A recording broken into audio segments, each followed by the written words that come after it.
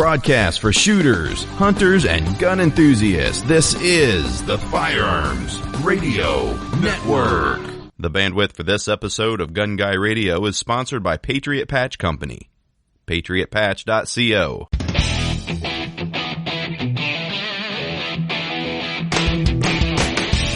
Welcome to episode 275 of Gun Guy Radio. I'm your host, Jake, with co-host Zach. We talk about guns, prepping, homesteading, tools, automotive, and so much more. This episode is brought to you by the Patriot Patch Company. Hey, Zach, how's it going? Pretty good. How about you? It's going good. And let me mention real quick, Patriot Patch Company and the Firearms Radio Network are doing a promotion. If you use any of the promo codes, like FRN has a FRN promo code, you get a free Firearms Radio Network morale patch with every order placed at patriotpatch.co. So you can use any of the other FRN Network shows promo codes as well. Like there's a WLS one. There's probably a Gun Guy Radio one, GGR, I assume. I don't know. You can also email me for discount code. You get 10% off and you get the free FRN patch. You know, the thing I don't think people get about the patches is that they are also great gifts. When, Ryan works remotely, but when he comes into our office, he's almost like Santa Claus. He wears a satchel around his shoulder, and he has a bunch of patches, and he goes around and says, "Hey, do you want a patch or anything?" And then a lot of people, take up on it, and then a lot of them make comments like, "Oh, my so-and-so would love these," like their grandkids or kids, or, it's don't even think about them for yourself so much, but other people like them too. So something to think about. Yeah. The holidays are coming up too. And, we even have, Halloween fall themed patches. We've got ghost gun patches. We got everything covered. So what has been up with you? I guess you've been vehicle shopping? Oh man, I think this is going to be a long show, I think, because I think you got a lot of stuff in your list and I got a lot of stuff. Yours never include guns. You don't have anything on guns, do you? No, I changed up the intro. We're about other things, Zach. No, I'm just making sure. It says if you don't have gun stuff, I'll lead with gun stuff. How about that? Yeah, let's do that. Okay, well, so I sent off a couple guns that I had to Pike over at Mod 1 Firearms, and I got them back recently, and I haven't shot them yet, so I need to do that, but initial impressions have superseded my expectations. One was a Glock 48, and this one is one of the newer ones, the MOS with the railed frame and everything like that, and had the optic cut on it. But the optic they send it with, has the studs on the post for the optic cut that you can't just drop a Holosun 507K on it. It needs a little bit of milling, very minor milling, but it needs it. So I was like, okay, I need to get that done. I didn't love the texture pattern on it. And I've been shooting the SIG 365 for a while now. And these two Glocks have kind of been, I don't want to say abandoned, but abandoned. The G48 is actually new in box, never been shot. And the 43X, the other gun that I sent off, was my daily carry pistol before the SIG, but I wanted to rejuvenate them. So I sent them to Pike, and on the 48, I had him modify the MOS cut so it could accept a Holosun. And then while he was there, I had him add some dish cuts to the slide, just to give it, just be more attractive. And then the real special sauce that he does that I don't see a ton of people doing is he does a ported barrel conversion to them where he moves the front sight rearward in the slide. He does a big port on the slide, and then he ports the barrel, 2 ports on the actual barrel itself to make like an integral compensator. And then basically it makes the sight radius the same as a 43X. So it's like a 43X with a compensator, but all built into the slide and barrel. So it's pretty cool. It's hard to explain. If you go to Pike's, Mod 1 Firearms' Instagram account, you'll actually see my pistol there, and he's done other examples. You'll see other examples of it. But mine is the one with the, OD green, stippled frame, where he does that cool, two-tone, where he blaze the base coat of green and then he stipples on top of it, where it turns out black. So it's kind of a two-tone black. So that one was all that was done on this, that 48. I need to do something with the trigger. That gun is pretty stiff on the trigger. Cause like I said, it was a new in-box, pistol. So that one, I'm excited to shoot that one. And then my 43X, That was one of the very first 43Xs, I believe, where before they were putting optic cuts on them from the factory. So we had cut it at the office a long time ago, but I never Cerakoted it or anything. So I think I literally just covered it in Sharpie just so it wouldn't rust. So I had him Cerakote it, but he also added the dish cuts to that one and did a FDE Cerakote and an FDE two-tone Cerakote on the frame. So they turned out really good. They look beautiful. This one's got an Apex trigger shoe in it. But there's some buttes. So getting excited to shoot them.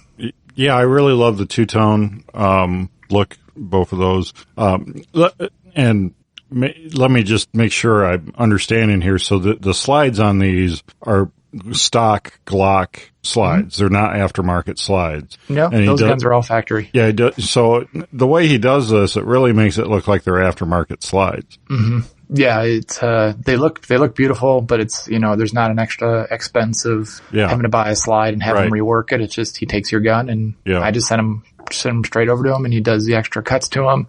It's also nice because when he machines the sides of them, it removes all the kind of gaudy Glock roll marks off the sides of the slides. Oh, Where it says Glock, 43X, whatever, the kind of chintzy looking roll marks they put on the slides. So the little dish cuts kind of class it up a bit. But the porting looks cool, so I'm excited to see how that works. That's a good way to put it. Yeah, it classes up a stock slide pretty well. Yeah, so anybody else wants to get one to match, it's Mod 1 Firearms.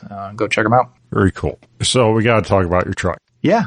Okay. So you've been like 2 years now, you've been like all about looking for these Suburbans and Yukons. Uh-huh. And then like in like a 2-week period, you get this bug up your butt about getting a Toyota Tundra, right?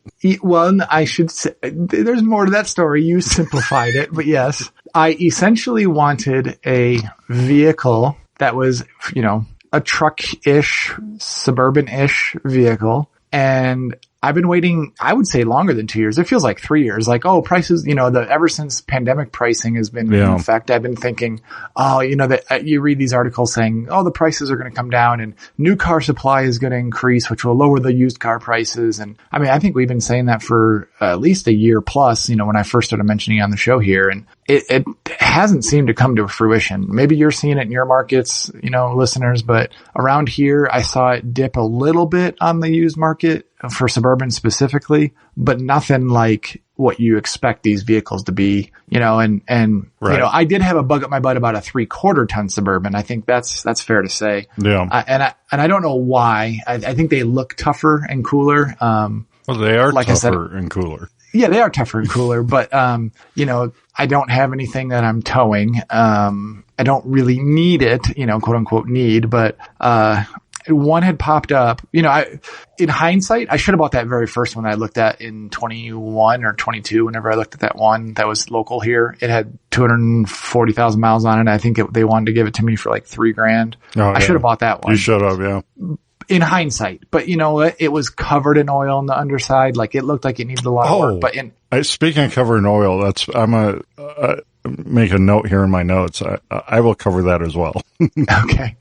But like at the time I thought, there'll be better ones out there. And it just seemed like a lot of work. But in hindsight, yeah, I probably could have fixed every one of those issues and still been ahead financially compared to what was on the market after that one. So, it's hindsight being 2020, obviously, but, recently there was one that popped up at a dealership, one of those kind of buy here, pay here, crackhead special dealerships. But I was like, okay, well, I sent my wife to go overlook at it because it was actually kind of near her office. So I was like, hey, can you go take a look at this and send me pictures? Because on the pictures on Facebook, it looked pretty decent for what it was. Wow. And that's the problem with all these new camera phones and everything. It makes everything look so much better than it actually is. Not just the Instagram girls, but also the vehicles on Facebook. Like every single one of those vehicles, keep in mind that it's looking way better than it does in person. Yeah, in which, I had expanded my search to Spokane and out to Seattle, and you would caution me like, don't drive too far for a vehicle because you're going to be disappointed. And after looking at some things, I think you're 100% right. Like, unless you're just having to be on vacation in Seattle or something, you know, if you're in that area for some other reason and you want to go look at vehicles, sure. But like to go travel for one, I think you could easily be disappointed, because even if you get somebody up on FaceTime or something and say like, okay, walk around for me, I still don't think you're going to be able to get a true picture of what it looks like in person. Yeah. Well, and I chronicled my mistake of doing that too last year, year or two ago, looking at that diesel, station wagon. That was like 3 hours, 3 hours away from me up in Minnesota. And it wasn't so much that I got there and it was like terrible and awful and everything. It was that I just realized it wasn't what I hoped for. It, you know, it didn't have the feel I wanted. It was a base model. It didn't have, you know, it wasn't going to be that comfortable cruiser of a station wagon that I had envisioned. And the guy was great. The guy was super cool and I think honest and everything. And I just had, you know, I hauled the trailer all the way up there and everything, and I just had to say, nah, it's not right for me. And he was cool with that too. But, you know, it's not always that the car is just junk, but you can also, you know, think maybe it's not the right car for you kind of deal. And you're, you know, cause you're all pumped and excited, you know, you drive to the bank, get the cash out and everything. And you're like, I'm going to get this, you know, awesome car, because you build it up in your mind too and your expectations and everything, and then it's like such a letdown, and then you got the long drive home and all the wasted time. And yeah, I could definitely see that. So she went and looked at this one, and it was like I think it was an 05 Suburban, which was, I was excited too, because it was like towards the tail end of the range I was looking at. So I was like, oh, that's good. And it had 240,000 miles, but it's $5,000, which was fine. You know, I could deal with that. But like the pictures that she sent me of that thing, I mean, you spotted the issues, right? I forwarded you the pictures and you saw the same issues I was seeing. It was beat to hell and looked like somebody spray painted, one of the panels like with Krylon to cover up something. And yeah, it just didn't feel right. So I didn't even go look at it myself after that. I was like, it's not even worth doing it. It was like one of those cars that was like a teenage kid's, you know, it was like a family's third vehicle maybe, and teenage kids just beat the crap out of it. Yeah, well, and that's the point that I kept seeing. So what I did when I was looking at Suburbans, I expanded my search into same body style, the 2000 to 06 Chevy and GMC pickup trucks, like half ton all the way up to 3/4 ton. You know, any of those, I was expanding. Like, okay, if I can't find a Suburban cream puff, maybe I can find a pickup truck. And I think I actually went the opposite direction when I hit the pickup truck search, because the pickup trucks were just destroyed. I mean, these people were asking astronomical amount of money for what essentially should be in a junkyard. I mean, I don't know how people put values on things these days, but I was just like shocked. And there were a couple that were similar that I could probably live with, but they were like a couple hours, 2 hours away in Idaho. And I was like, ooh, okay.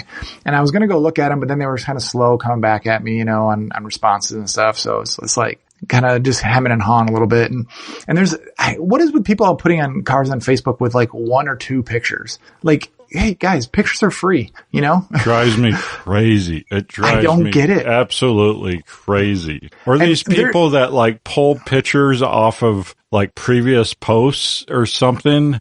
Oh, like screenshots? Yeah, screenshots and stuff, or even previous posts. Like they're like screen capture Craigslist posts and then put them on Facebook where you can't zoom in on anything because the quality is terrible. And I'm like, oh my gosh. It's terrible. And you know what's really frustrating with this car search is that Craigslist has automated email searches, so it'll email you right when stuff shows up in your criteria, which is great. But I found most people don't put things on Craigslist anymore around here. Maybe it's depending on your market, might be totally different. But here, the amount of cars on Craigslist versus Facebook Marketplace, drastic. I think they charge $5 a listing for cars on Craigslist. Oh, is it? Okay. Yeah. Is that businesses only or personal too? I thought it was everyone, because there were so many scammers on there. They finally had to start charging money. Okay. Well, that would make much more sense, because I saw a lot more dealers on Craigslist than anybody. But there was not much on Craigslist, but they had the best automation tools. So it was kind of frustrating there, because I cannot figure out how to set up alerts on Facebook. I have the alert set. I don't seem to get any kind of notifications that I was getting new searches in Marketplace. You just randomly search for, it's like they took the algorithm to the extreme. Like you'd search for Suburban, and then you'd get some searches for Suburbans. You keep scrolling, and then suddenly it would be just veering off your search criteria into something completely different or some completely further away. And you're like, what is going on here? Well, I've got notifications set up, like maybe half a dozen on Facebook for Marketplace stuff, and it will alert me that, hey, there's new stuff for this alert for you. But then you click into it, and there'll be like nothing there, or there'll be stuff that is like states away and not like within your search radius and stuff. Weird. Facebook, like half of the time, Facebook Marketplace is just completely broken for me. Like I can't even do like searches or the biggest problem I have, cause you can dive down in the categories and stuff and tell it, certain criterias. It just absolutely doesn't work. Like as soon as I do that, it completely breaks what I'm searching for and doesn't show me anything that I'm looking for. Yeah. You have to be super general. Yeah. It's almost like you just have to browse Marketplace. You can't really effectively search or filter. Well, the best things I've found is that now Marketplace has like the For You thing that it shows first. Some of the best things I found, it shows up in there because it's kind of similar to other stuff I've liked or saved, I think. Mm-hmm. And like some of that stuff, I can't even find if I search for it. It only shows up there. It's super weird. It is weird. And that's how I did find a lot of vehicles, like, cause the For You would show up in the middle of your normal feed without even going into the Marketplace. So yeah, I think the algorithm is a little wonky on that one, but, so I'd always liked the Lexus's, SUVs like the GX and the LX 470s and the 460s and like the Land Cruisers, those. And so I liked those. So I even had searches for those set up, and there's a lot more of those in Seattle than there is Spokane. But I didn't want to travel that far. But they're pretty pricey still, and they have a lot of times they share the drivetrain and stuff, the 460s at least, the Toyota V8s, and that got me thinking. What about a Tundra? A Tundra is the same engine, actually same drivetrain really, and the same kind of chassis as the 460. A lot of the parts at least, and Ashley's dad had a Tundra, the first gen, that I bought. And I called him. I was like, hey, do you have any problems with it? And he's like, never had any issues with it at all. Like, he's like, the only reason he ever sold it was he wanted to start pulling big trailers. So he sold and got a Dodge, Cummins diesel. But that's the one thing. These trucks are not heavy haulers. Like, they're not meant for big towing. But for my purposes and trying to find a 20-year-old vehicle with a high mileage, this was actually a benefit because all of so here's what I found. Yeah. All the Suburbans and Yukons were trashed interiors a lot of times because a lot of kids were in them, and maybe potentially not maintained as well because women drivers. And then the pickups of the same year, era or style were actually used for heavy hauling and work and real truck stuff. Yeah, and the problem with a lot of those pickups is that the second and third owners of those are probably contractors that just beat the ever-living snot out of them. Yeah, and it showed. So I was like, okay, so then that's a thing. But the Tundra is kind of like an old man truck. It's like it's like the Ridgeline, but more of a truck. Yeah, it's just a smidge more masculine than the Ridgeline. Yeah, it is a full frame. There's a frame under it. It has a V8. It's got actual real 4-wheel drive. It's a real truck, but it's not like a big boy truck. So, but that means it's also not beat the crap like that either. Yeah. So, and there's a lot more unmolested examples that I could find also. It's funny that there was a couple for sale that had, there's one right by here that I was, not going to go look at, but it had 938,000 miles on it. And they still wanted $2,500 for the dang thing. And the listing did say yes, it does have 930 some thousand miles on it. And yes, I do want $2,500 for it. And I was like, wow, that's crazy. And then there was another one with 307,000 miles on it that actually looked, you would never guess. I was actually going to go look at that one, but it was an access cab, which is like the cab and a half with the suicide doors, extended cab basically. Yeah. But I think I wanted a little more room than that. So I bought a double cab is what they call it, which is just a crew cab, whatever in other parlance for other manufacturers. But I found an '05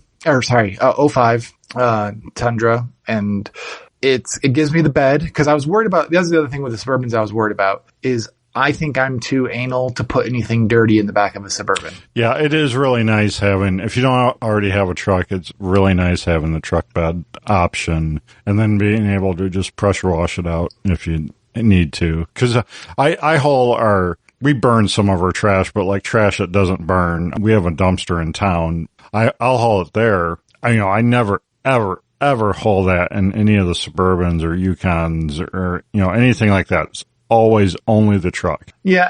And if I'm being honest with myself, like, the Suburban is nice for the size, but like your family needs a Suburban because of the amount of children you have. Like you actually have a need for that third row. I don't. Right. So we already have a SUV that has enough space for the amount of people we have. Mm-hmm. So what we didn't have was something with a bed. And so really this was the better choice overall, I think, for us. So there is a life hack. If you have a Suburban you don't really care about that much, like it is your beater or whatever, and maybe you buy it and it's already got bad carpets in it, you can cut that, the third row section out from the second row back. You can cut that carpet out and it looks just like a truck bed. It looks, with the ridges. It's corrugated steel. Yeah, it's corrugated steel. So it's just like a truck bed back there if you want to just take it down. And it's painted, it's painted steel and everything. So that could be an option if, the carpet's already ruined or you don't want to have to worry about the carpet. I gotta imagine the road noise probably comes through pretty loud inside that big old tin can at that point. Yeah, I don't know. I've never done that with one enclosed. I did that with the Suburban. I made it into a Suburbalanche, where I cut off, I made it into an avalanche. And for the Gambler, right? For the Gambler, yeah. And I did it for that, and I thought it was really cool. But yeah, yeah. There wasn't a ton of Tundras for sale, but I found this one. Well, that's the problem. That is the problem. The Tundras are great. They got great drivetrain and motors, and the bodies aren't too bad looking. The first gens aren't my favorite styling and my taste, and I really, really, really don't like the interiors on them. My boss had one when I was in high school. I worked for an exterior contractor, and he had one, and I just wasn't impressed with how the interior felt on those. I think they feel fine. I think that you can make a complaint that they look like they stole from like their Camry and the Sienna. Well, like the steering wheel. I was actually telling my wife as I was driving the other day, I was like, it looks like they took the steering wheel out of like a minivan. Like it has like the big, it looks just like they took it out of the passenger car series. Right. Yeah, I don't know why they didn't make, for lack of a better term, they could have made the interiors on those more masculine, and it would have changed the whole feel of those trucks for the better. But you know what though? All of the parts are there. It still looks like new. And this thing is 240,000 miles. It's an 05. I bet you a lot of the other brands that I looked at would have shown a lot more wear on the interior than this one did. Yeah. Well, especially if you went newer too, like the 2006 to 2012, like all those GMs just have the crappiest interiors for any of them. The cars, the trucks, the Suburbans, those cars that were, built during that time were just the bailout years. The bailout years, yeah, they were just terrible interiors. And you go look at any used ones, and you can see, all the buttons are rubbed off and everything. But you look at the older ones, and they're better. I mean, if they're taken care of, they're better. But I don't think Toyota really had that problem with the body and interiors. They did have some engine issues for those bailout. Well, they didn't get bailed out, but for those, bad economy years. But I think you found a really great truck here. It looks good. It's good. It's a good color. It's a nice blue. Yeah. I mean, the body style, if everybody hasn't seen one, they really do look like early aughts F-150s. Like that's what the kind of that like lumpy, smooth body style. They're not the more muscular, squared off, newer body style trucks. Well, and you can even argue the Suburbans of this period and GMs and Chevy trucks of this period had the same flaw. They were also more roundy, and I just not like, none of the big car makers executed their bodies to the best of their what should have been their ability during this time. Because for me, looking at the Toyotas that preceded this and the Toyotas that came after this body style were better, in my opinion. And then same thing for GM. For GM, I've kind of grown to like, this time period more than I used to. But, if you asked me 10 years ago, I would have said, no, the ones that preceded this were far better. And they are. Like the 94 style, like that squarish. The old body style, yeah, the OBS style. And then like Ford went completely off the cliff. When Ford in 97 released the new F-150, it was super roundy and everything. Like, cause they were all, part of the problem with the truck market at that time was Dodge came out with their revolutionary, styling in, I think, 94. The new Rams came out and it was so different. And like Dodge had never done anything like that. And people loved it. And it really set the truck world on fire for them to, eventually create something, at least with Ford, to try to compete with that, new styling. Ford just fell flat on their face when they released the new styling in 97.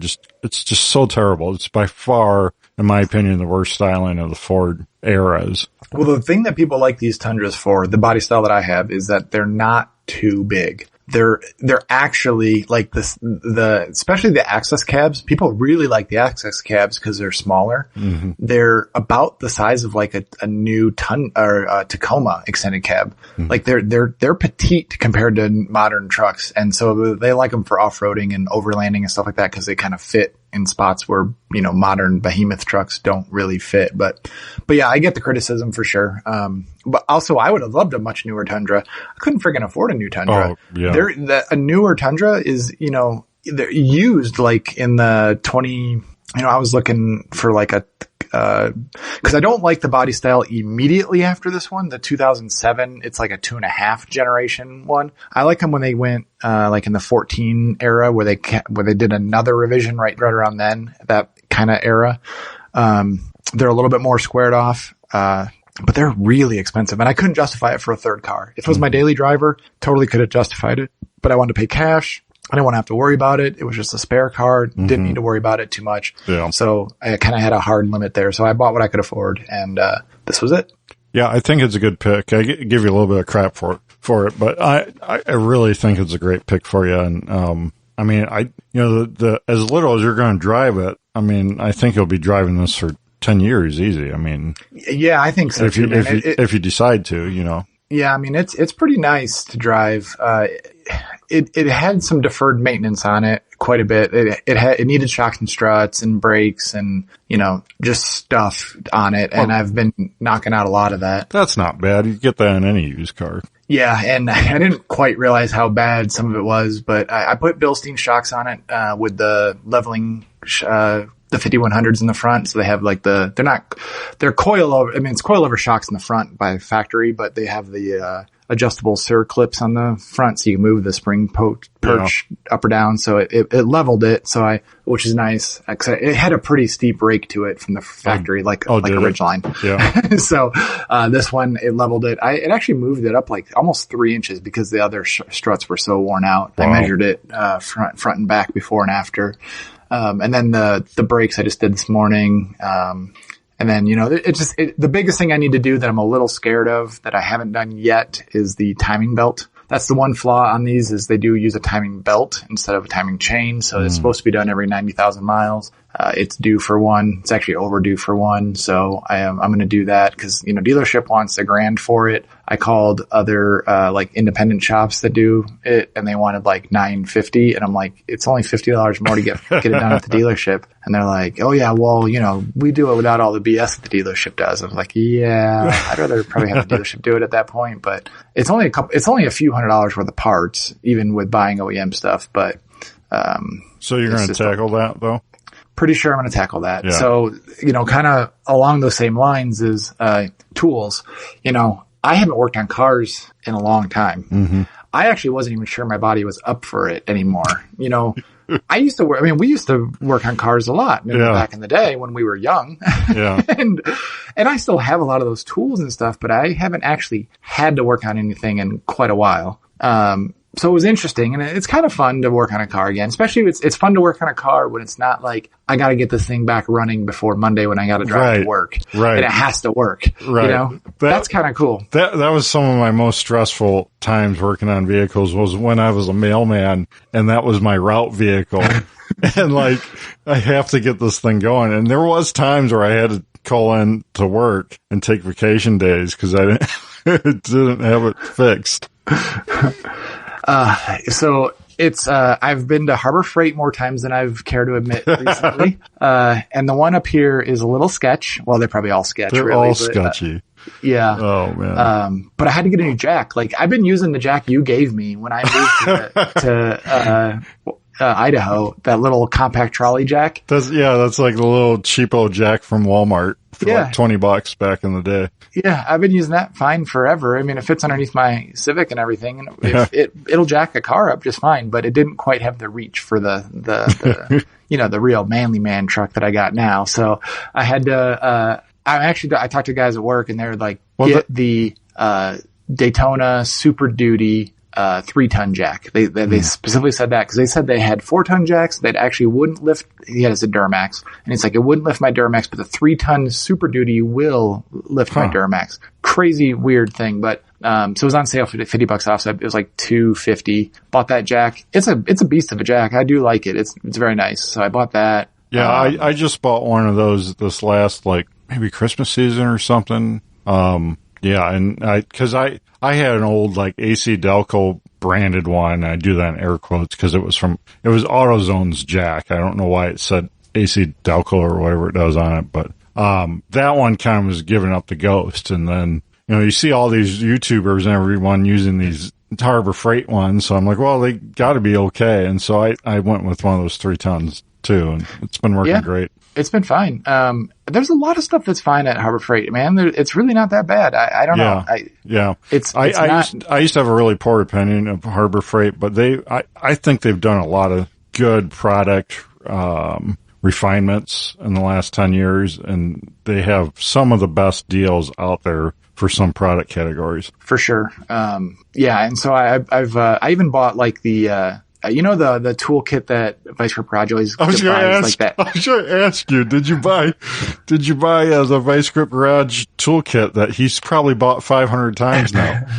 Well, it was on sale this weekend, so it was like $100 instead of $150. So I was like, you know what? Because I have a bunch of tools and ratchets and everything, but they're in like toolboxes in my shop that are not like, I can't just go run to the side of the road and go easily take it there, So I was like, you know what, having one kit that is in a blow molded case with a handle that I can just grab and go is actually worth having. So I did pick it up, and actually it looks like a pretty decent kit. So we'll see. I bought a Craftsman kit like that a couple of years ago, maybe 3 or 4, because I was actually like right outside of our town here with Menards and Walmart, and I just replaced the belt tensioner on the Yukon, and then through the belt. Well, long story short, it turned out the Napa or wherever gave me the wrong tensioner, and so it kept throwing the belt. And I was like, well, I'm here in town. I'm just going to buy a toolkit because I'm without tools. I need something like that I can take with and just grab.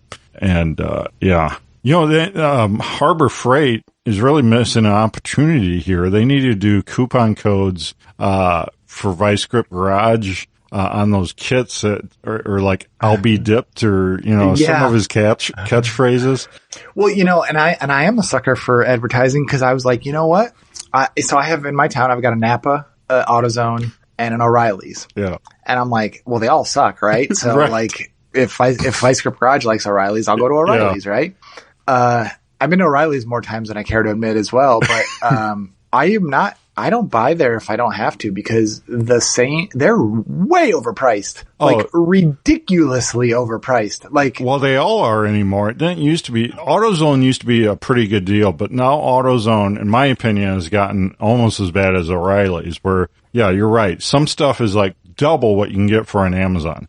Yeah, well, and I haven't bought on Amazon, but like the Rock Auto is the only other place I've ordered. And then the other place, so I understand if it is your car you need for Monday morning and you got to go get the part in stock. Okay, whatever, you're stuck, you know? Mm-hmm. But this stuff, I don't need this car for Monday, so I can order everything I need if I don't want to do it right then. But there's another store. So there's a O'Reilly's, and then there's a store called Buy Mart right behind it, which is like, it's essentially old Walmart.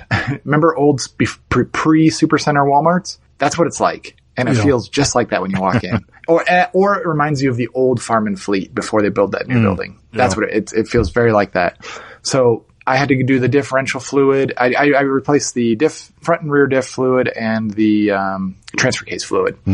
And it needed the Lucas oil, you know, whatever the quart gear oil lube is. So I'm looking it up on O'Reilly's website, and it's like $20 a quart. Yeah. Go to Buy Mart, it's $13. And I'm like, they're literally, I could see each building from each other. So it's not like they're, you know, all the fluids, in the same market. All the fluids like that are super expensive at those AutoZone, O'Reilly's, Napa. Don't buy, unless it's on sale and you know it's a good deal, don't buy your oil or fluids or additives, like any of that stuff. It's always cheaper somewhere else. A lot of times farm stores, but Walmart is actually one of the best prices for motor oil and some additives. Not always, but almost always for oil, Walmart is going to be your cheapest. I ended up going to Costco and doing the Costco deal for oil. Oh, yeah. See, I 10 quarts for like $30 or something like that. Yeah, I haven't been to Costco since we moved, so yeah, I don't know.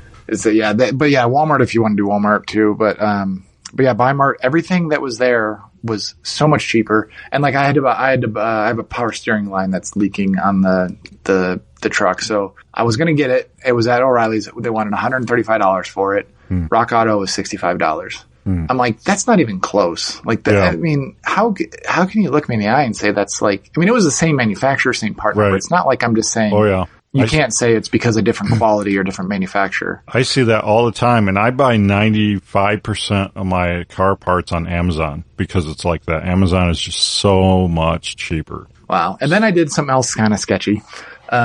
So on all these forums, I got back into these Toyota forums because of this truck, you know, and just when you're researching this stuff, you know, and I got, there's a great thing about these, like there's factory service manuals out there for these that you can just online, you don't have to buy the books anymore. Oh, really? Cool. And you can get all the torque specs, all the proper everything for them. Great. But they say like some of the stuff you really want factory Toyota parts for, like lower ball joints. They say like they have a real issue with that style of ball joint where you can, if they fail, you know, you're stuffing the wheels out from underneath you and cause accidents, destroy your fenders, all that kind of stuff. Yeah. And they say, the aftermarket ones are cheap. They can break at any time. Go Toyota OEM. So I called the dealership and I was like, hey, you know, I had the parts list and they're giving me the price and I had the part, you know, you Google the part number and all these dealerships that sell online, they have these like template Toyota websites, right? That's like parts.toyotadealershipname.com, whatever. And so I just Googled the part numbers. I took like the top 5 Google results, ran through the checkout process, got to the checkout screen, screenshotted it, and they all varied wildly different from each other, even though they're all the same parts, same website, but it depended on how far they were from me. So the shipping depending, some of them charged tax, some of them didn't, and some of them had handling fees and some of them didn't. And some had the actual base unit costs were different too, like whatever discount they were willing to give on the part. So I was like, okay, so I did 5 of them and got the lowest one. Then I called the dealership here locally to say like, hey, what's your price? And for example, the ball joint on the car, the local dealership wanted for the ball joint $206.33 for one. Jeez. The dealership that I could find was $123. Wow. For the same thing. And I let the guy go through and I was like, hey, do you price match other dealerships? And they're like, he kind of got a little short with me. He's like, well, yeah, but you got to bring a piece of paper in saying that it shows all the, you know, the shipping and everything, because that's how they get you. I was like, all right. And I'm like, just for an example, here's what their price is showing on that part number. And he goes, $123. That's below my cost. You need to just buy it from them. And I'm like, below your cost? Like, how is that possible? Aren't you guys all buying it from the same Toyota mothership? Like, you're also a Toyota dealer, aren't you? Like, come on. Like, what is going on here? So, and then part of the Facebook groups of Tundras, they kept tagging this guy in these posts about parts. So it's just kind of weird. So I was like, I am the guy, and I'm like, hey, what's the deal? Or do you work at a dealership or something? Yeah. And he's like, no, I am the dealership. And I'm like, all right.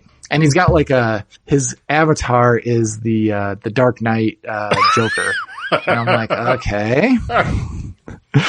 I'm like, well, here's the part numbers I'm looking for. And so that parts list that the lowest price I'd gotten through those price shopping was $365. It's a amalgamation of different parts, but, yeah. And he's like, okay. And he's like, $325 shipped. And I'm like, okay. And he goes, friends and family, PayPal only, or Venmo. And I was like, I'm like, all right. I just crossed my fingers as I was typing in my PayPal. Some people just want to watch the world burn. I know. And I'm like, this could be just throwing $325 away, but I'm going to trust it. So I hit send, and I was like, well, that could have been the stupidest thing I ever did or the best thing I ever did. And he's like, okay, it'll ship by this was I think on a Wednesday. He's like, it'll ship by Friday. And I was like, okay. Yeah. And so I added him on Friday. I was like, do you have any tracking? He sent me tracking, and I got it, I think, on that Monday right afterwards, because it came right out of California. Yeah. And brand new OEM parts. Wow. He must just drop ship them or something he must just have some hookup at a dealership somewhere or somehow. I don't know. He's a parts counter guy just making some cash on the side. Yeah. But I mean, they're legit parts. The ball joints are super easy to fix or replace on those things. Yeah. That's the one nice thing about, what's nice about living in an area that doesn't have rusty trucks is I can actually work on these things. Yeah. The bolts are all coming apart for the most part. It could be just the Toyota thing. Like, it's easy-ish to work on. I'm not killing myself to work on it. The only thing I screwed up was on the front differential. I took the fill plug off first, and that came off just fine. And then the drain plug on the front differential, it's a 10 millimeter hex, a female hex. Yeah. And I had it in there, and I'm like, pushing on it. It's not coming out. I'm hitting it with an impact gun. Nothing's happening. I put a breaker bar on it, put a breaker bar with a cheater pipe on it. Nothing. I mean, nothing is happening. And finally I got the cheater bar on it, and I'm like standing on it, and it just stripped. And I'm like, oh shit. And so that was the very first job I did on it too. The very first job. And I'm like, ooh, this is bad. So I just took it over to the local dealership, or not a local mechanic shop. And I was like, guys, can you come help me out? And what can you do here? And he's like, oh yeah, just get the plug and bring it by, and, bring the fluid with you that you were going to use, and we'll just do it. They made it sound like no big deal. Yeah. And I was like, okay. And so, the Lexus version of that, they use a hex head bolt plug on that one for whatever reason. So I just bought the Lexus plug instead, and then then you could just use a socket like every other plug on the rest of them. So I dropped it off there, and then I get back, and he's like, okay, $172. And I was like, jeez, wait, what? I was like, how did you get there? Well, shame on me. I didn't ask their freaking shop rate first. It only took an hour to do. He said they had to torch it out, but their shop rate for an independent mechanic, not a dealership, was $150 an hour. Jeez. Now, I haven't had to take anything to a non-dealership mechanic in a long time, but that seemed high to me. I don't think the shop rates around here are higher than like $70. I know. So shame on me for not asking before I dropped it off. Uh-huh. So half my fault, but also I was like, wow, that's really high. So I don't plan on going back to them, but they did get me out of a jam. They replaced it. But had I known that, I would have just went to Harbor Freight and bought a cheap welder and welded a nut onto it. Yeah. And tackled it myself. Then I would have had a welder at the end of it to show for it. Exactly. So, two quick things here. If you're looking for OEM parts and like the dealers aren't working out or anything, I found that eBay is actually a good way to find some, especially older OEM dealer parts, because some of the dealers do sell through eBay. Like the CRV, I needed some like body brace things underneath, for the body suspension that were rotted out, and they're just bolt-in like tubular things.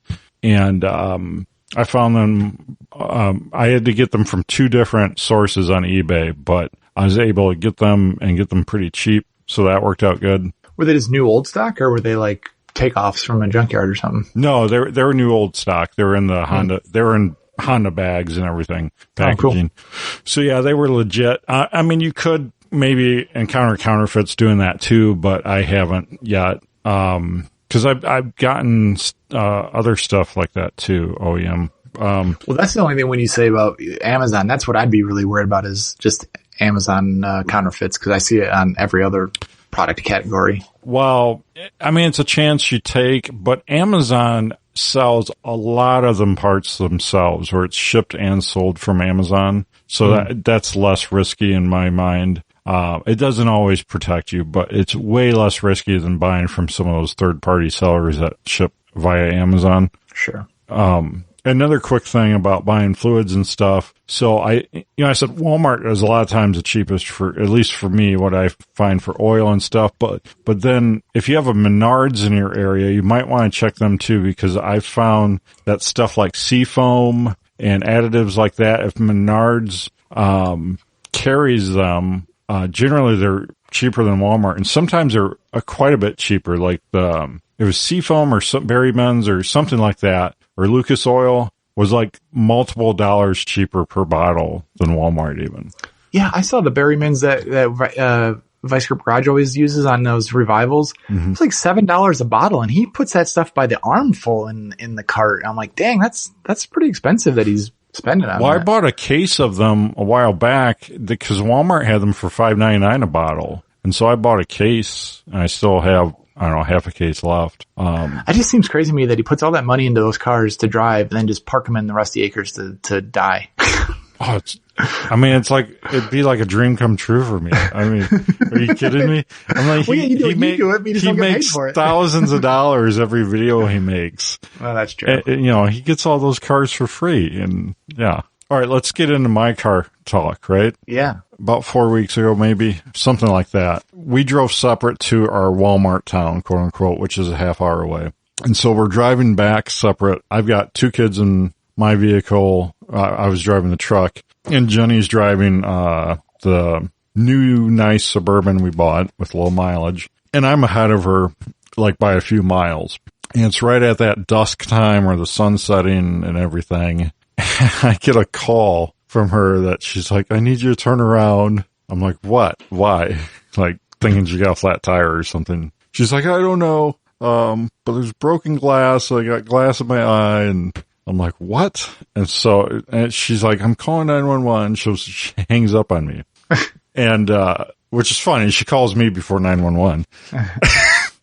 So I turn around and, I roll up on, I'm maybe 4 miles ahead, so I don't get back to her right away, but I roll up on, she's pulled off the side of the road, and and she's just sitting in the driver's seat, with the windows all busted out, windshield's all busted in, and she's got blood down her face, and the back window of the Suburban's busted out. Like it looks like she got sideswiped by like a 18-wheeler or something. Just terribly bad, destruction. And so I turn around, park behind her, and go up and see see if she's okay. She doesn't look okay. And yeah, anytime there's blood, it's usually not a good sign. And she's acting like she's calm and trying to be okay, but she can't open her left eye, and when you can't open one eye, you kind of can't open your other eye, kind of thing, too. Sympathetic or whatever they call that. Yeah, and so she's got like chunks of glass in her eye. The safety glass is exploded in her window. She's got chunks of glass in her eye, and she's on the phone with 911 at that time too, and they're asking her what happened. I'm like, looks like she got sideswiped. That's all I can think. But fast forward, the sheriffs get there, ambulance gets there, because she doesn't want to move until professional help comes. None of the kids saw what happened? The kids were either reading a book or looking down. Nobody saw what happened. Yeah, she had 3 kids with her, and luckily no one was in the back. The third row was empty because that window blew in. The second row window didn't explode. That door got really messed up though. So they were pretty much okay. They were shell shocked and like what happened and stuff. And but as the things kind of calmed down, the ambulance, they were going to take her in the ambulance to the ER and stuff. So that they were dealing with getting her out of the car onto the gurney to put in the ambulance. Like, she wasn't, other than the glass and because she had cuts all over her face. That's all the blood on her face. She wasn't bleeding out of her eye or anything, but, super concerned about her eye and everything in my mind at that time. But, the sheriff's deputy was talking with me and trying to figure out what happened and kind of him doing his investigation. And he looked close at the windshield and he's like, oh, there's blood, there's blood here. And there's even hair. Like, I'm like, oh, it was a deer. A deer had come out of the blind spot and smacked into her. And like the deer's head probably went in the windshield and the rest of the body went right into her window, and it pushed that past that driver's mirror. It shoved that through the window.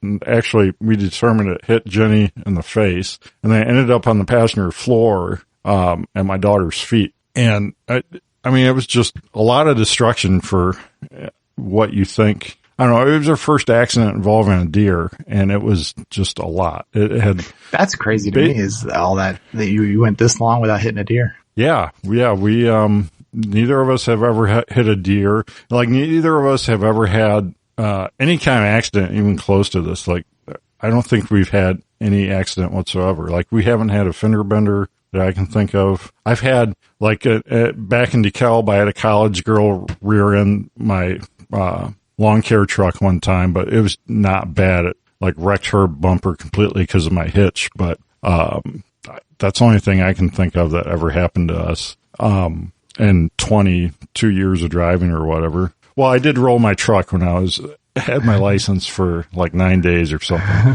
when I was 16. Did you let her ride the ambulance to the hospital, or did you like, no, that's going to be too expensive. Let me drive you.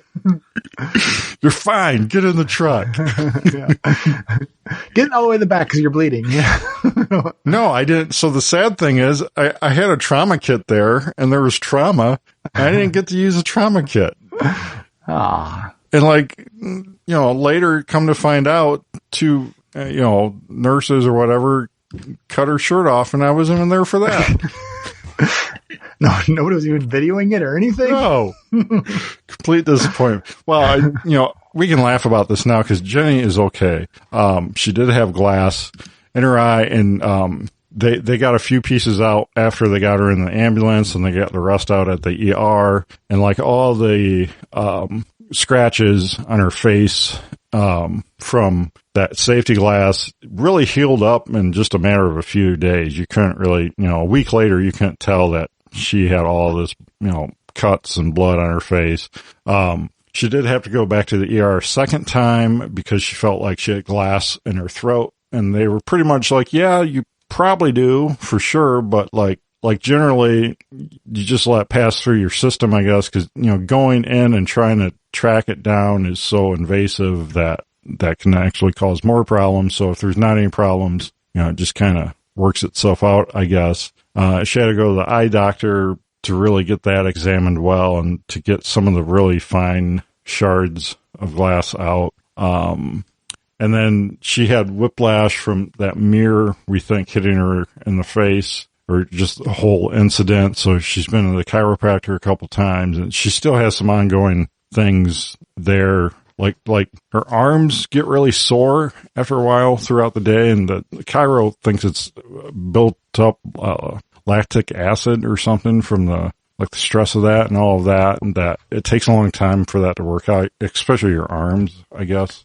Yeah, she probably tensed up like she never had worked out before in her life, that amount of muscle usage in that time. Well, and she was so, she stayed really calm for the kids and stuff, but she was really freaked out because she didn't see the deer. No one saw the deer. She had no idea what happened. Just wham, bam, and, all this destruction. Yeah, it was pretty cray. So you're going to make another avalanche out of that one? Avalanche? So yeah, we don't have full coverage on it, which sucks. If it was fully covered, the insurance company would definitely total it. There's so much damage. So yeah, there's all that. So in my mind, to get in the vehicle aspect, well, let me do the insurance thing too. So in my mind, all the expenses from the, ambulance and the ER and the hospital and all this stuff, the eye doctor and the chiro, I'm thinking we're going to have to cover this with our health insurance and stuff because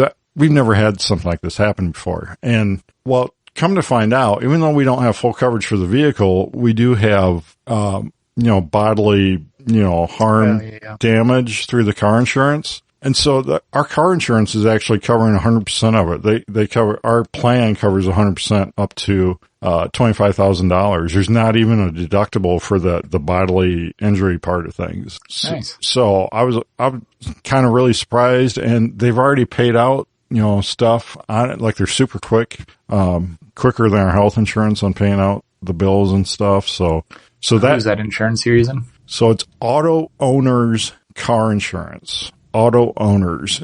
I never heard of it until we moved to South Dakota. They're actually based in Michigan, but like some of their claims offices in North Dakota and other offices in like Minnesota. I don't know if they cover all the states or whatnot, but they're by far the cheapest because we only pay like $10 a month per vehicle for liability, and that's it. Seriously? Yeah.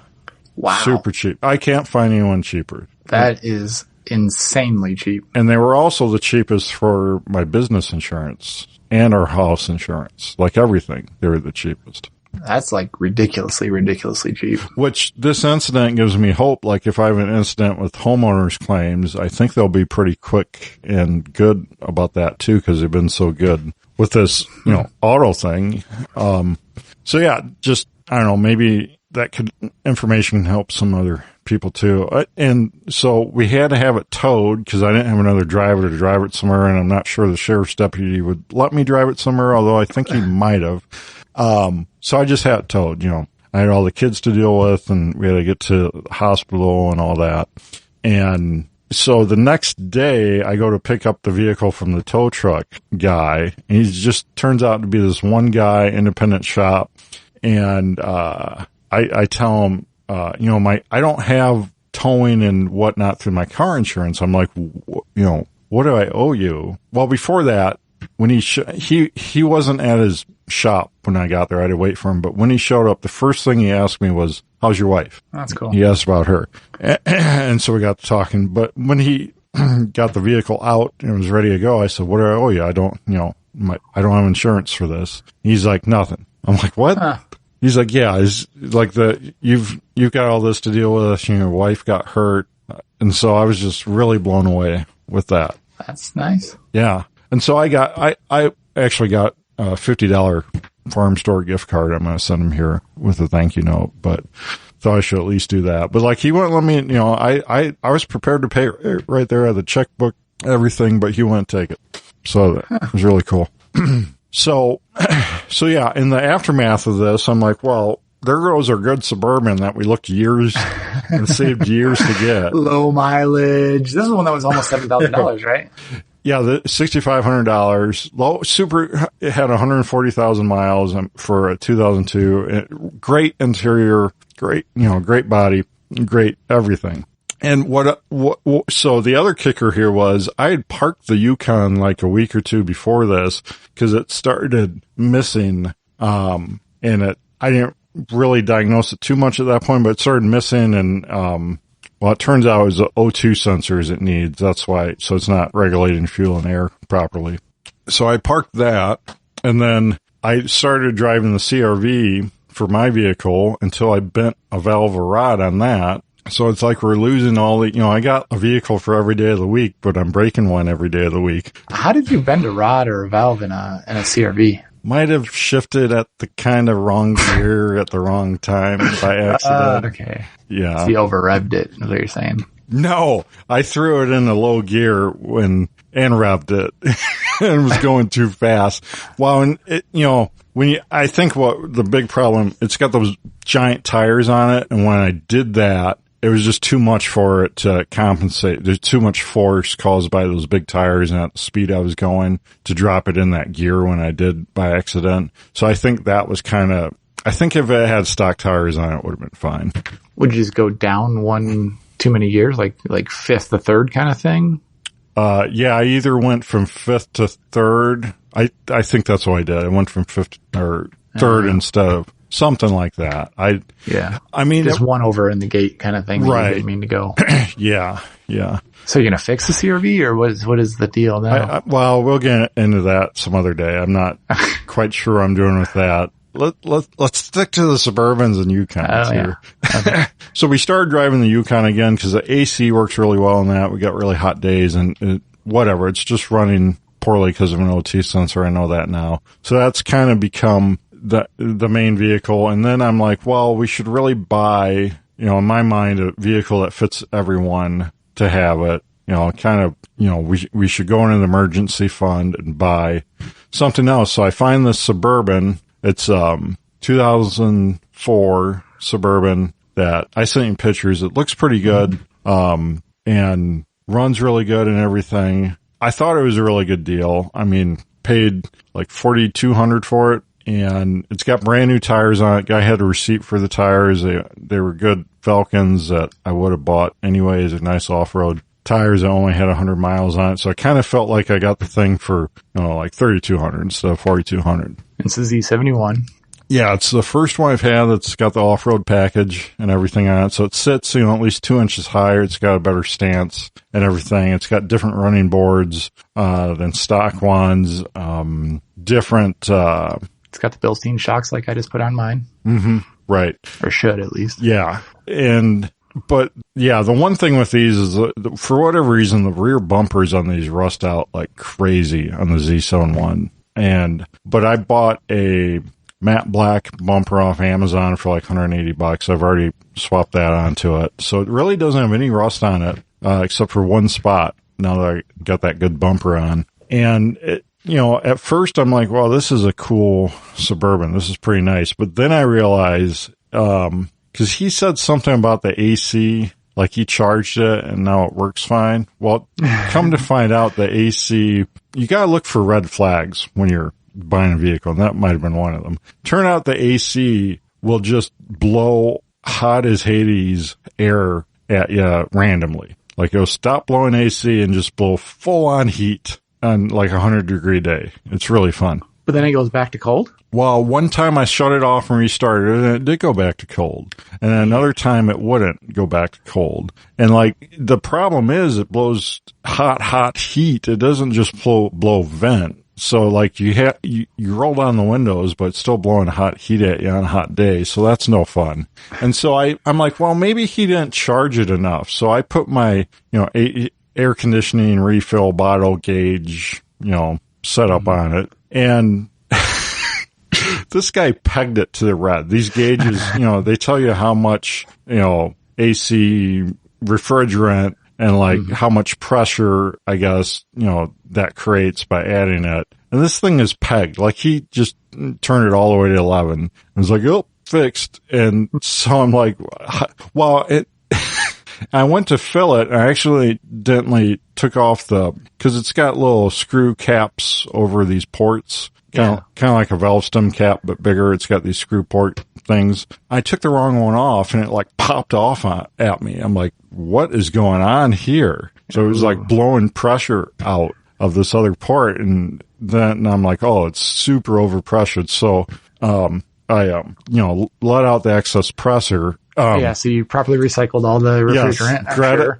Greta, I promise it was properly recycled into the atmosphere.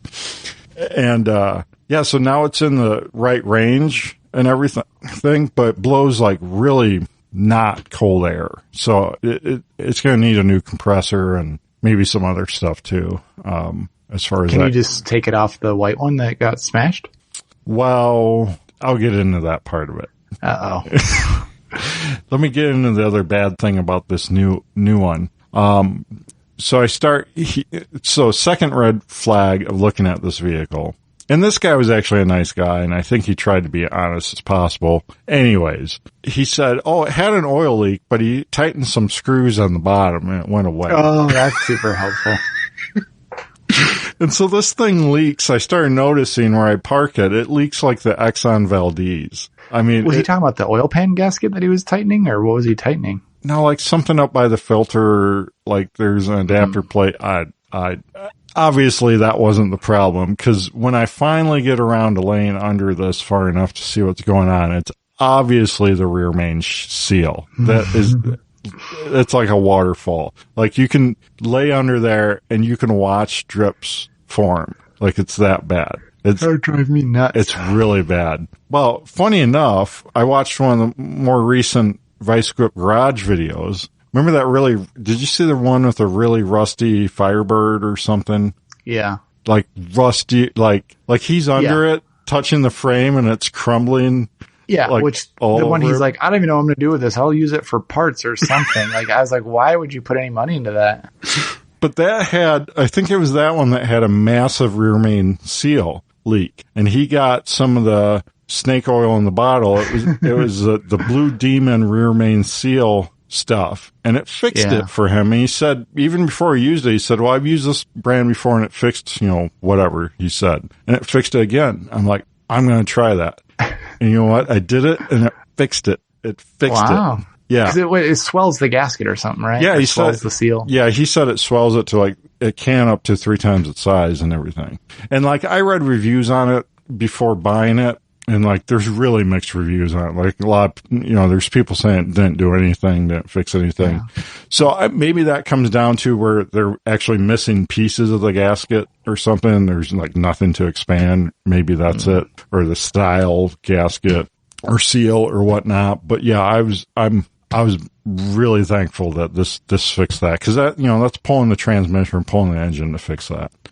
Yeah, because you got to make space to get it behind there. Yeah, your transmission basically, right? Yeah, the easiest way. Yeah, I think. Well, yeah, because it comes out, it's behind your flywheel, so you got to pull the tranny, and flywheel and everything. So that's at least fixed. And I did the oil change. And the other things. Talk about deferred maintenance. The coolant on this is so it's got the orange GM, whatever they call it, coolant. That's cool. And it's brown. It's brown, chunky, nasty. Is that because it has oil in it? Wow. That was my fear. That was another fear. And I do not get coolant in the oil, though. And now that I flushed it out and replaced it with different stuff. I never put the orange back in it. Because with the Yukon, I put green in it. Yeah, it seems good now. It's not all chunky and everything. So that's solved. But now, and he mentioned third red flag.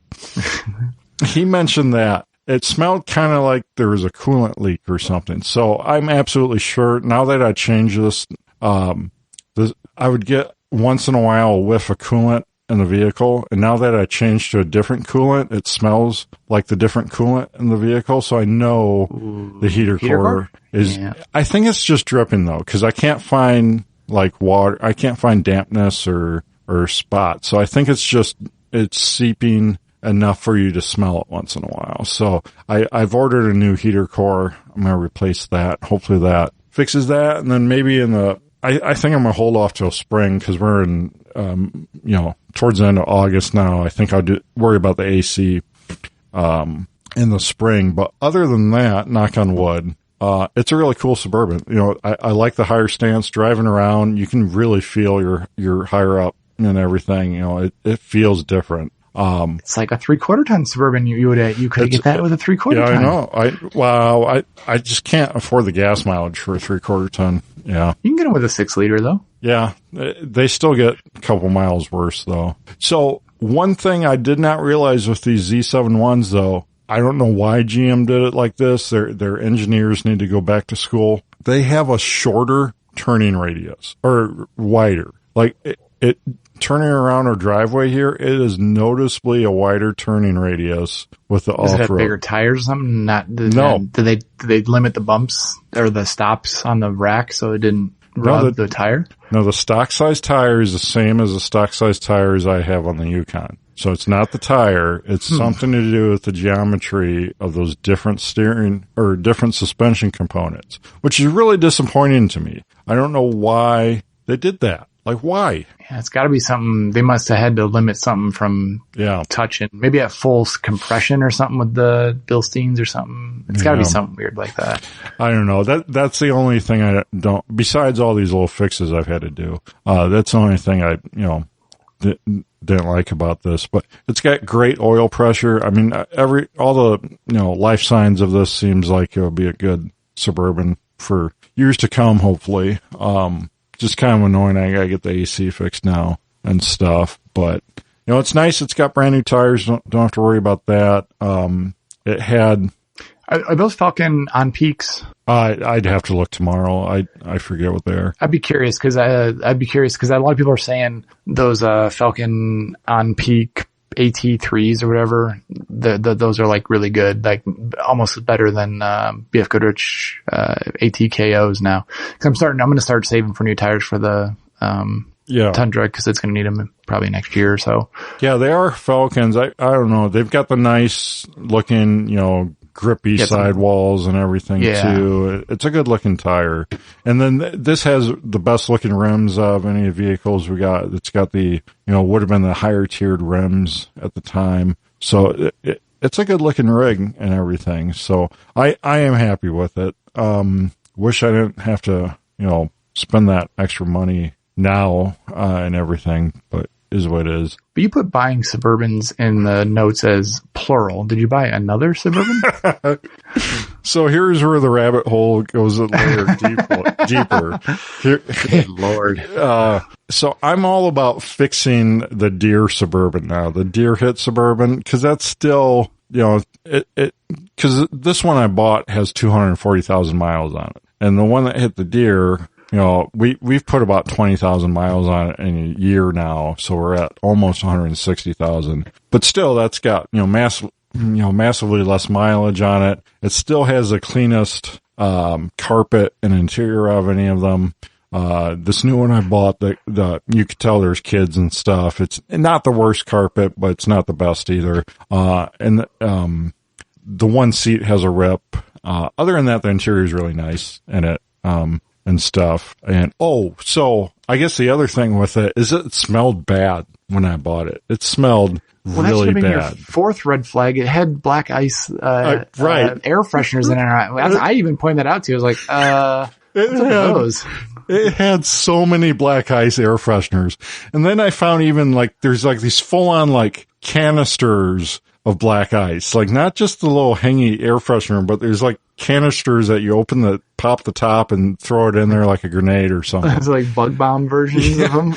It smelled so bad. That black ice is disgusting. Oh, and then it had really dark black window tint, like the cheap Walmart window tint on the driver and passenger door. It was so bad, it was dangerous to drive. When it was nighttime or dusk, you could not see out of that well. You had to roll down your windows to look for traffic. It was so bad. And why did you buy this one? So just because it was cheap? Oh, it's great. I know it wouldn't have passed Zach's test, but I took care of the crappy tent, and then I went over the whole thing with a spray bottle of this odor neutralizer thing. It doesn't add another odor. It neutralizes odor. It's a spray bottle thing. And did the whole thing in that, and that still had a little, after that dried out, still had a little hint of something. So I have 2 of those ozone generators. So I put 2 ozone generators and rolled the windows up and let it run for hours and hours. And then it almost smells like a new car now. Yeah, I was told ozone generators. I mean, they work in houses, and I think those things are sized for houses. So if it took 2 of those in a small vehicle, wow. Yeah. So it's way better than it was. Anyways, back to the Deer Hit Suburban. So I am all about fixing that now. We've got $6,500 into. I got more than that because I had to do the fuel pump and I had to do some work on it after we bought it, and it's got new tires on it too. So I bought a parts Suburban. How do you not already have a parts Suburban? That's what I'm surprised. I'm more shocked you don't already have a couple parts Suburbans. So I found this one on Marketplace, and this guy was terrible at getting back to me. So bad I'd given up on it. He went days and days and days without responding to me between things and stuff. And he finally, it's just dragging info out of him about this. It was terrible. So annoying. Which is what's nice about buying stuff on Facebook instead of Craigslist, is because you have that instant communication messenger system. Right. Yeah. But you could tell he wasn't even on or looking at messages or anything for days at a time. It was really bad. Anyways, this thing Well, for one, it's white. So I need to replace the driver's door and the driver's passenger or, rear door. So it's already got white doors on it. So there's no paint involved there in my mind. So I can just switch doors. They match close enough for you? It's white. They're GM white. They're the same white. Yeah, but like different fades of over the years and stuff. That doesn't mean they're going to match. I got them parked next to each other. They look identical. Nice. We'll see. I mean, maybe when I swap it on, you'll be able to tell, but it looks identical to me. Well, let me get into buying this part Suburban quick. So this guy, he finally tells me that, cause he's selling it cheap, like $1,200, or he's like, or I'll do $850 without the tires and rims. I'm like, well, I don't need, I'm thinking I don't need tires and rims and stuff. And that I like the sound of that because I can probably get it for $750. And then he tells me the transmission doesn't shift above first or second. Like, the higher gears are out is what he tells me. So I'm halfway tempted to drive up there, have Jenny drive me up there and I'll just drive it back. It'll drive like 40 miles an hour in a second. So I'll just drive it back and not deal with the trailer because it's like an hour and 20 minutes away. And then probably not at 40 miles an hour though. Yeah. It's a 3-hour trip. Yeah. It would take me a while. But at the same time, it is stressful driving a trailer with a full-size vehicle on it. My trailer it's not small. It's not gigantic. It's a good trailer. It fits a full-size pickup, a Suburban, perfectly fine. It fits on there just fine, but it's still, the truck's, 3/4 ton, power stroke diesel. It pulls it fine, but, it's just at the level I'm comfortable with as far as weight ratio goes. Any more weight back there would be too much, but it's fine. It is stressful for me driving that far with that big of a vehicle. Like hauling the CRV, I hauled the CRV on that all the way across the state, 6 hours and, no problem.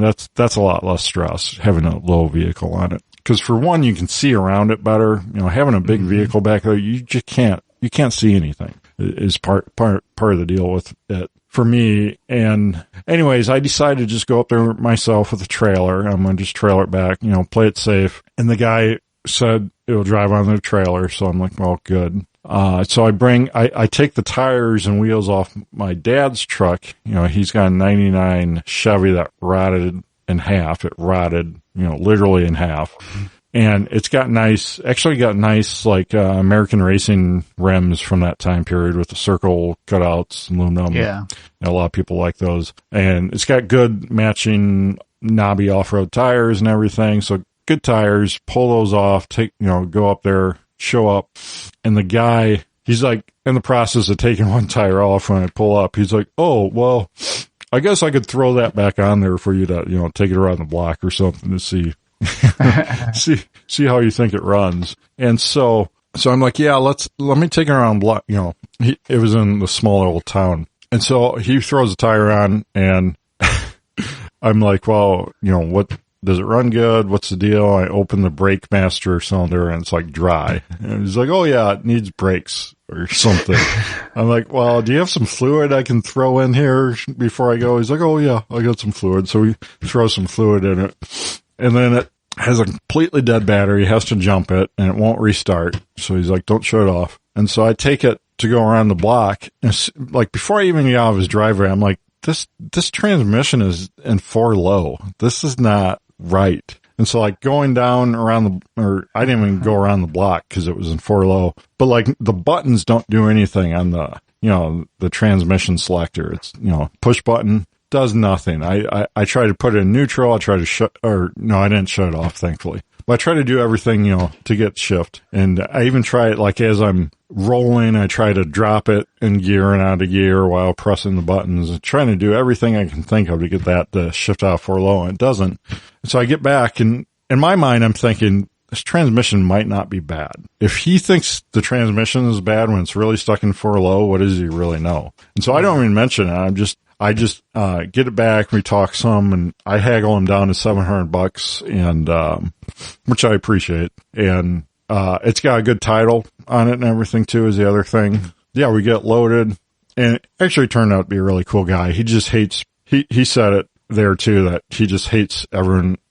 on Marketplace on Facebook is just so terrible. And he's like, thank you for showing up. You know, people never show up. And I'm like, well, I try to be a man of my word and stuff. But I almost. What year is this again? So this is actually the newest one on the lot. It's a 2005. Gotcha. Okay. And so anyways, I get it back. It's like a Saturday or something. And so I start messing with it. I'm just going through all the diagnosis of like, why won't this come out for low? Like I'm looking at, you know, online at things and stuff. And like the first thing, you know, some people switch out that push button switchboard, but like usually that's not it. But then there's like a brain box behind the dash for, the transfer case controls and stuff. I forget what it's called. And I find that. And then the Suburban I just bought, I go to that. It's identical. Same part number, same everything. So I swap them. And the Suburban I just bought still works. And the one I bought for parts still doesn't work. So I know it's not that brain box thing. So I'm thinking, you know, watching all these car shows, I'm like, is it some weird, like, ground is missing or some wire is pinched or like there's, cause I got all these errors on the dash too, like stability control and airbag and like all these things. And so I finally crawl under it to take a look at the actual transfer case where there's the like module mounted to it that electronically shifts actuator. Yeah, the actuator, right. Because I checked the front axle actuator first, but then I'm like, well, that won't really affect you driving it or being stuck in furlough, and that looked all okay. So I moved back to the transfer case actuator, and I'm like, well, is it just unplugged? Because I see the plug hanging there. I'm like, wait, I've never really looked at these transmissions with the actuator and everything. You know, I've never messed with that on this 4L60E. I get looking at it, I'm like, no, it's missing. It's not there. It's completely not there. It's not shifting out of 4Low because it's stuck in 4Low because there's no actuator there. Huh. And so I take vice grips and cause there's, you know, a stud sticking out that the actuator would seat over to turn that, you know, and it would turn the ranges inside the gearbox or transfer case. And so I start messing with that, and like the first couple times I don't really get it to, you know, do anything different. And then I get it where it's all neutrals, won't do anything. I'm like, well, maybe, you know, keep working it. And then I get it in either 2 high or 4 high, and you can drive it like normal. I'm like, I think this transmission is good. And so then I get a little too cocky probably. And I'm like, I'm going to go for a test drive. And so I take it down, and I get about 2 miles, but like in that 2 miles, I'm like, this thing is fine. This thing shifts, this thing downshifts. And then I get almost turning onto this main highway at the stop sign, and I get all neutrals again. And so that little nub that, you know, changes your range and stuff, apparently gravity will just knock it out, because there's not an actuator seated over it to keep it in place. So that happened. I didn't have anything with me. I didn't have pliers. I didn't have vice grips. And I'm so fat, I can barely fit under the vehicle as it is without jacking it up. So I had Jenny come. Luckily, I brought my phone. I almost didn't bring my phone. And Jenny was at home, and she brought me a tow rope, and she brought me pliers. I'm like, well, first I'll try to, you know, squeeze under there and get it in gear. And it took me a couple tries, but I got it back in gear, was able to drive it home. And when I drove it back home, I made sure it would kick into overdrive and stuff, and it did. So it's a good transmission. For whatever reason, someone took the actuator out of it, and I don't know. So what was wrong with this parts that made it become a parts one? Was it just the transmission that made it a parts vehicle? In his mind, no, I'm sure in his mind he thinks it has a bad transmission. I don't think he knew about the missing actuator. He got it from a buddy. It's actually like title still in his buddy's name. That's what sketchy. And stuff. So why were the brakes all messed up? Well, it's leaking. The back line is leaking, so that's an easy fix. So are you gonna just fix this one to have another driver? Oh, it's so gross. Like looking at it there, I'm like, I get in it and I get back out of it. I'm like, this is so gross, dude. And he's like, like normal to him apparently. Cause he had like 3 other parts Suburbans there, and they were all equally as destroyed and gross. Just nasty interiors, like the worst nastiest interiors you can imagine. Just disgusting. But the carpet kit's only like $300. You can just put a brand new carpet kit in them. Well, it's really rusty. It's by far the rustiest. Rusty. Yeah, it's by far the rustiest one here. And, but the doors aren't bad. So here's my game plan unless something changes. So my game plan is to have, a glass place or a body shop put a new windshield in, and then I'll do the doors, or I'll do the doors first. And then it's really smashed in on the back quarter panel, and you can't buy those quarter panels. They're not available. So initially I was buying this part Suburban to chop out or have the body shop chop out that back corner panel. But I really need to save money here. I really don't have money for a body shop right now. So in my mind, well, it's funny, there's garage sale days here, and there's this one garage sale, had mostly like household stuff and kid stuff, but it had this toolbox. I look in this toolbox, and it's got all this body man, like hammers and pins and like forks, stuff. Yeah. All the stuff a body man would use in this toolbox, and they had $25 on it. I'm like, hey, you take 15 for this? And she's like, yeah, take it. And so I'm like, wow, maybe this is a sign. It's, I got a bunch of this body man, toolkit here. And so my goal, I think, is to pull that, it's not going to be perfect, but at least pull it out enough where I can get a rear window to seal on there again. And with new doors, and the front quarter and hood are perfect. Nothing was damaged there, so it's only the doors. So the doors will be fixed, and we'll just have a little bit of wrinklage in that back corner, which Ginny and I were both okay with that. And there'll be pretty much the most budget way I can fix this. And then, since I have a title for this other one it's now a heater with a beater, right? So I'm going to take the driver's door off my dad's truck to put on it. And then the back driver's door that I'm taking off the Deere Suburban is good enough for a beater. So I'll put that on it.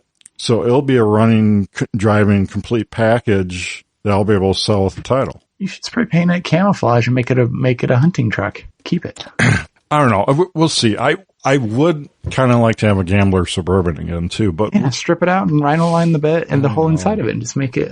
It runs really good. It might run better than anything we have. I mean, it runs really good. It's got a lot of mileage, it's also got like 240 on it, but I don't know if it had an engine at some point, maybe.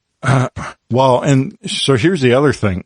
I don't know whoever had this, the last couple people, but this was a well taken care of Suburban at some point, because you open the glove box, it's got a stack of receipts, and it's all from like when it was new up until like 2011, 2012. And it's all like, dealer oil changes, dealer maintenance. Like the dealer even replaced the cluster. The dealer did a ton of work on this, and it's all in here, but apparently someone, after that got it and kind of beat it to heck, and it got really rusty. It's going to be interesting times. It's really. Look at his other two parts cars. Well, he's got go at the other ones he's got too. They were done a package deal.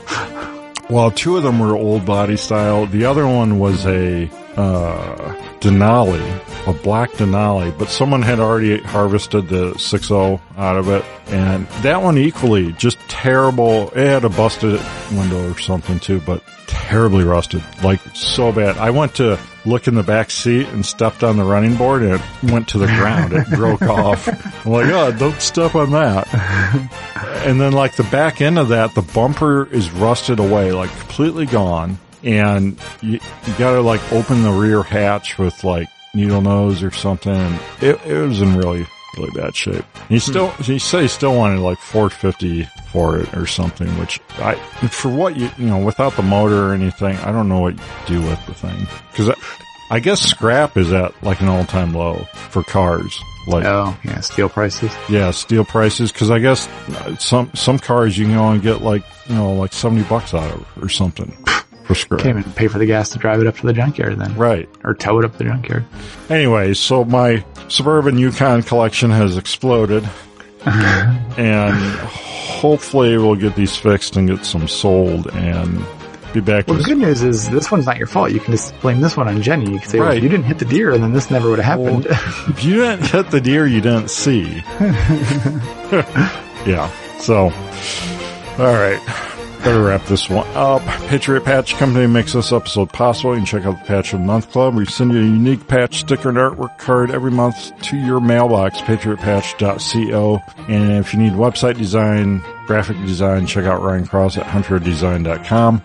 And you can reach us at gunguyradio@gmail.com. Don't forget to check out all the other awesome shows here on the Firearms Radio Network. That's a wrap, Zach. Thank you. Thank you. And we'll see you next time.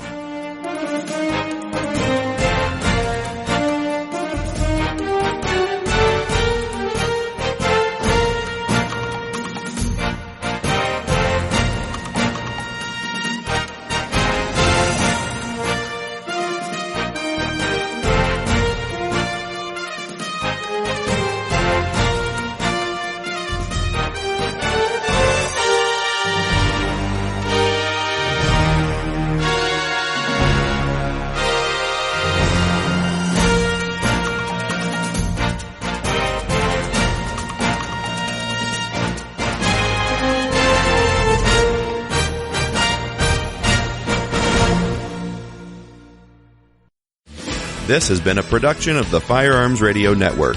You can find more information at firearmsradio.tv.